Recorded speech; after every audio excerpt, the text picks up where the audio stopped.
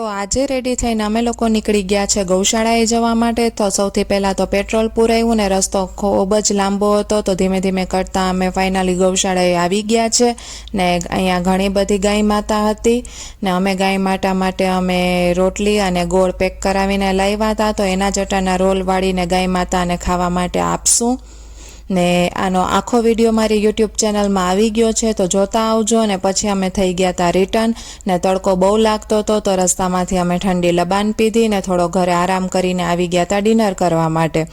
તો ડિનરમાં આયાંશ માટે આજે સાદા ઢોસા, મેં ચના ભટુરા ને મારા હસબન્ડે વેજ ઉત્તપમ મંગાવ્યા હતા। તો ડિનર કરીને અમારે જવાનું હતું ડ્રાયફ્રૂટ્સની શોપિંગ કરવા માટે, કારણ કે ટૂંક સમયમાં આપણે ઇન્ડિયા જવાના હતા। તો બસ જો લુલુમાંથી બધા ડ્રાયફ્રૂટ્સ અટાના લઈ લીધા છે ને ફાઇનલી પહોંચી ગયા છે ઘરે। આજના વિડીયોમાં આટલું, મળીશું ફરીથી નવા મિની વ્લોગ સાથે। ત્યાં સુધી બધાને રામ રામ ને જય શ્રી કૃષ્ણ।